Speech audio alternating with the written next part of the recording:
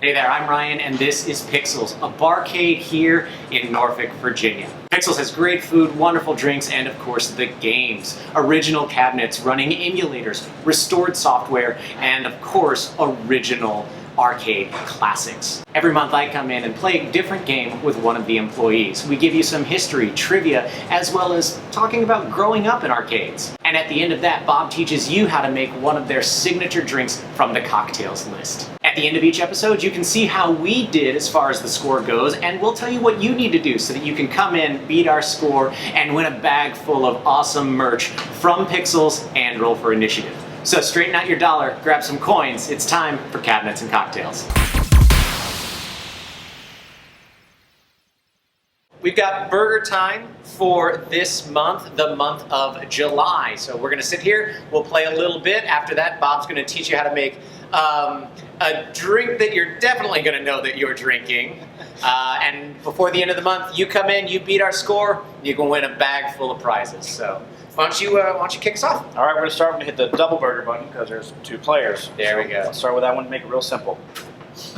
Yeah, this cabinet's weird. Like, it's easy to miss the button you have to push in order to start playing the game. Well, yeah, because like the one button has the pepper on it, so you gotta throw the pepper. Yeah. And the other one's like, do I throw the burgers?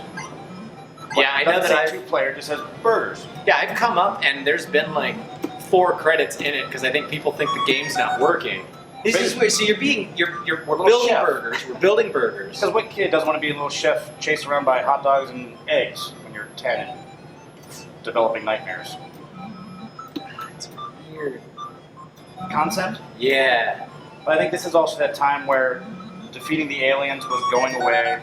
Pac-Man had just got its big run. This is Oh wow, that was 2. That was close. You know, Now so Donkey Kong's the big one coming out this era as well. Right. Similar concept. I think you also have Popeye.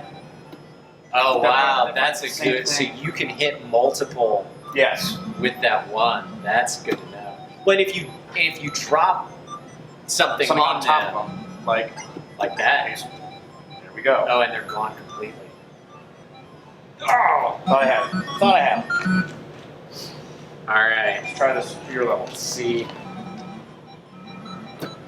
Yeah, but the funny thing is, outside the United States, the game was called Hamburger. Oh, just hamburger. Just Hamburger. Okay. 'Cause, Well, and I think this was on like my Atari or something. from what I remember, Maybe not it was Atari. available, I believe, on the Nintendo system and the Atari system. I think this was also one of those first games that made multiple platforms. Nice. So look at that. You have this cross-platform. Because I think Data East might have been the one to come out with this, so it wasn't like Oh. Atari developer or Nintendo developer. It was, third party, so them putting it on every platform only benefited them.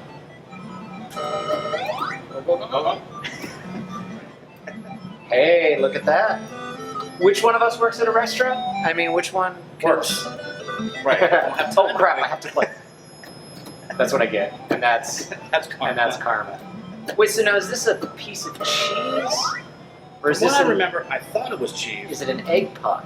I also thought it was pineapple too at one point. Oh, pineapple. So yeah, maybe. But I don't you've know. got- I'm assuming it would be cheese, but that's a pretty thick slice of cheese. Yeah. No, maybe you've got like a poke burger. Very popular in the 80s. Poke burger, which is not a burger that you throw at small animals. Ooh, that is noticeable. So something very What's delightful? exciting. Something very exciting is there are viewers that have questions for you. Fire away. So I've got Is this one a distraction here. to ruin my score? No, it's not at all. Whatever. Of course not. So Jinx Murphy wanted to know, as an arcade owner, how do you decide if you want the machines to take quarters or tokens? Why did you decide the pixel tokens? What are the pros and cons? Well, You can break that one up if you want. the nice thing is, like, for me, I like the tokens for the nostalgic aspect. I grew up, of course, I can't go to Vegas until I'm of age, but hearing that dollar bill that your parents give you and just return that just handful of, that coin slot just filling up with tokens. There's something about that.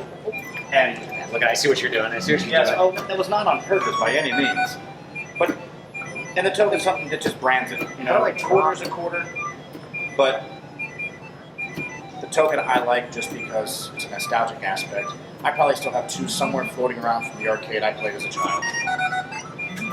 Oh, I didn't have any pepper. Your pepper doesn't replenish. No. Pepper doesn't replenish between rounds. Pepper does not. Okay. I mean, it's clearly not completely random. There is still there's some level of Algorithm that's got to be defined. AI, so that they know to come after you. Which I think is a cool part of playing these old games again, is that they're not as simple as you might think. Well, I think they were simpler when I was a kid. But see, the nice thing is if you hit it up high, the nice piece of burger underneath it will automatically bounce to the next level. Oh my god. So like, boom, boom, see? Oh, okay. I see. Some burger time Well, strategy tips. That was definitely a part of the charm and frustration, you know, growing up, is needing to like, if you couldn't get something, you had to wait until you were on the playground and say, all right, where do you get the chain whip? I'm dead. Right. You know, Yes. where do those things come from? You know, or the old, like, the different magazines that are out there. We didn't earn enough points to make it there yet, so I think let's do another round there. You have the honors this time. I'm not going to remember it completely, but I know we had another question. If you can tell us, are there any cabinets here at Pixels that you really would love to get your hands on, but they're just they are the golden ticket. They're the holy grail. They're really hard to find. There's a handful, and the initial list that we came up with had some of them. Of course, there were, I believe, 2 Star Wars games growing up, but just having that logo was the same as a certain band that a certain man has. I don't want to say the name because it's logoed everywhere, and if I say it, I might have to pay him some kind of royalty. But Star Wars was a big one.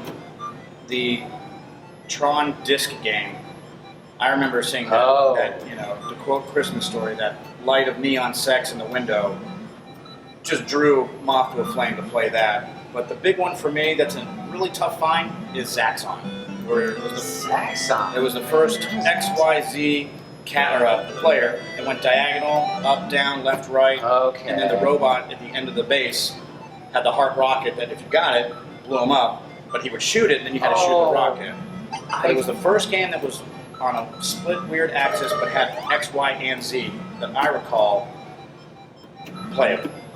That's okay. I think I remember that one. I think there was a version of it on console. There was, and that it was not a good version either. And then the controller was like a blue, and that was the game that took probably what could have been a college fund. Oh wow! So is it? I'm sure that you guys have been learning, like everybody here at the bar. Is it just because there's only like 100 of the cabinets made, or is it because they broke down a lot, or is it that they are so popular there are a lot of private collectors now? All of the above. I mean, there's people that have the cabinets, but the cabinets have just been weathered over time and not taken care of. Parts are just not as easily to come by. I mean, they were made back then with the old tube TVs, which aren't around anymore. So finding all those parts, let alone finding someone to take care of them or fix them, it's just not as, you know, available. Right. Or just something that's a little bit more specific to this area, or maybe even owning it. But so the one more question that we got that was kind of interesting. I'm guessing it's a local player. They wanted to know, like, are there special licensing stuff as a barcade? Brenth, B-R-E-N-T-A, Brenth wanted to know, as a bar, but also an arcade, because the bars, because we're 18 and up. Are there special licensing things that you had to do in the city to make the place happen? As far as that, not really, but because there really isn't another place like us, ABC has a weird place categorizing us, because these are kind of games of chance. I think clearly games of skill, but all right. As case in point. That was just to prove a point. Right. Yeah, sure. I mean, I would have gotten away from that any other time. Nice double there. Yeah. Who doesn't like a good Double hamburger. Oh, I didn't have any pepper. Well, my score is 6850. Oh, God. Oh, I see. Dragging the feet just so it sticks. Yeah. Bold strategy. Nice. I only got one pepper. Oh, no, you got a pepper when you went to the new level. Okay, so that's good to know. So you get a pepper when you go to the next level. Well, a lot of the games of the era had time limits, but this one doesn't. So Right. I think maybe a strategy could be to help to try to get them underneath you and really go for knocking them out because they don't come back. So I don't think they come back. Wrong direction with it. 68.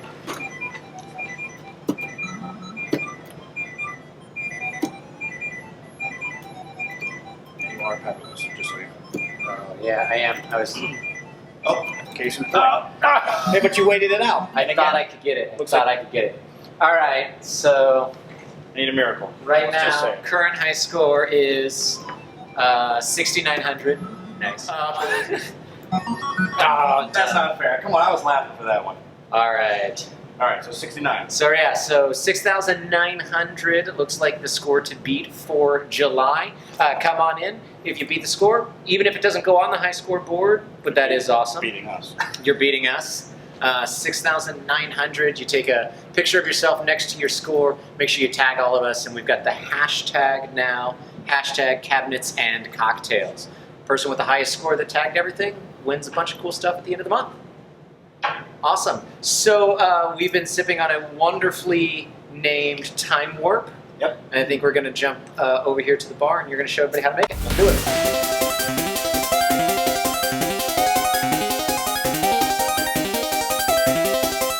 Today's drink that we're going to be doing, it's going to be called the Time Warp. It's a variation of a batched summertime drink, usually called forget-a-rita to most people. Simple ingredients on a hot summer day: tequila, lime juice, and any style of a Mexican beer or light style beer, Pilsner or lager. And it's called a Time Warp because, damn it, Janet, you either get it or you don't. So we're going to use 1 1/4 ounces of silver tequila. That's my preference. Some reposados just have too much of a pepper taste, and then that aged taste from the añejos just carry too much weight to them for a summertime drink. I'm going to add equal part of fresh lime juice. Any citrus juice will do. I prefer lime. Top it off with some ice.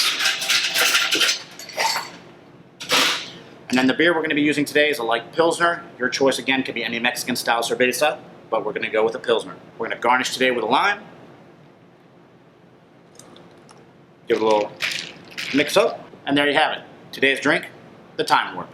And that does it for the July edition of Cabinets and Cocktails. We played Burger Time and were able to get a score of 6,900. And now the challenge is up to you. Come on in to Pixels, beat our score, take a picture of yourself with the score visible, and tag us on the socials. Tag Roll for Initiative, tag Pixels, and try out the hashtag Cabinets and Cocktails. If you've got the highest score at the end of the month, you'll win a bunch of great prizes. So until next month, I'm Ryan, and this has been Cabinets and Cocktails.